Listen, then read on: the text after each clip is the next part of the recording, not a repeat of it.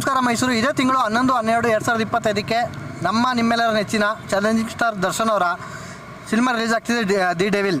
ಇದರ ಪ್ರಯುಕ್ತ D fitness Mysuru ಹಾಗೂ ಚಾಮುಂಡೇಶ್ವರಿ ಯುವಕರ ಬಳಗದಿಂದ ಹೆಲ್ತ್ ಕ್ಯಾಂಪ್ ಮತ್ತು ಅನ್ನ ಸಂದರ್ಪಣೆ ಮತ್ತು ವಿವಿಧ ಸಾಂಸ್ಕೃತಿಕ ಕಾರ್ಯಕ್ರಮ ಆಯೋಜಿಸ್ಕೊಂಡಿದ್ದೀವಿ.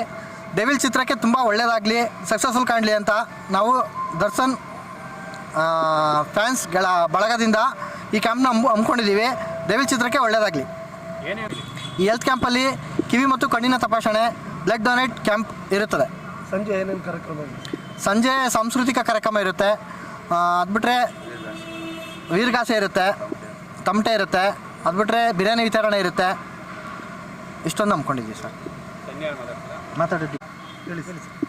ನಮ್ಮ ಬಾಸ್ ಅವ್ರದ್ದು ಡೆವಿಲ್ ಚಿತ್ರ ರಿಲೀಸ್ ಆಗ್ತಿದೆ ನಾಳೆ. ಅದಕ್ಕೋಸ್ಕರ ನಾವು ಇವತ್ತು ಬ್ಲಡ್ ಡೊನೇಷನ್ ಕ್ಯಾಂಪು ಹಾಗೂ ಕಿವಿ ಮತ್ತು ಕಣ್ಣಿನ ತಪಾಸಣೆ ಶಿಬಿರ ಹಮ್ಮಿಕೊಂಡಿದ್ದೀವಿ. ಸಂಜೆ 6 ಗಂಟೆಯಿಂದ 9 ಗಂಟೆವರೆಗೆ ಸಾಂಸ್ಕೃತಿಕ ಕಾರ್ಯಕ್ರಮ ಹಾಗೂ ವೀರಗಾಸೆ, ಬಿರಿಯಾನಿ ವಿತರಣೆ ಎಲ್ಲ ಹಮ್ಮಿಕೊಂಡಿದ್ದೀವಿ. ದಿ ಡೆವಿಲ್ ಚಿತ್ರವು ಶತಕೋಟಿ ಗಳಿಸಲೆಂದು ನಾವು ಮೈಸೂರಿನ ಡಿ ಫಿಟ್ನೆಸ್ ಮೈಸೂರು ಹಾಗೂ ಚಾಮುಂಡೇಶ್ವರಿ ಯುವಕರ ಬಳಗದ ವತಿಯಿಂದ ಹಾರೈಸ್ತಾ ಇದ್ದೀವಿ. ಎಲ್ಲ ದಿ ಡೆವಿಲ್ ಚಿತ್ರ ಶತಕೋಟಿ ಪೂರೈಸಲೆಂದು ಎಲ್ಲ ಹುಡುಗರ ವತಿಯಿಂದನೂ ಹಾರೈಸ್ತಾ ಇದ್ದೀವಿ. ಅಂದರೆ ಯಾಕೆ ಸರ್ ಇಷ್ಟೊಂದು ಪ್ರೀತಿ ದರ್ಶನ್ ಅವರು ಜೈಲಲ್ಲಿದ್ದಾರೆ? ಸರ್, ಅವ್ರು ಎಲ್ಲೇ ಇದ್ರೂ ನಾವು ಅವ್ರ ಅಭಿಮಾನಿಗಳು. ಯಾಕಂದರೆ ಅವ್ರು ನಮಗೊಂಥರ ದೇವರಿದ್ದಂಗೆ, ನಾವು ಅವ್ರ ಭಕ್ತರುಗಳು.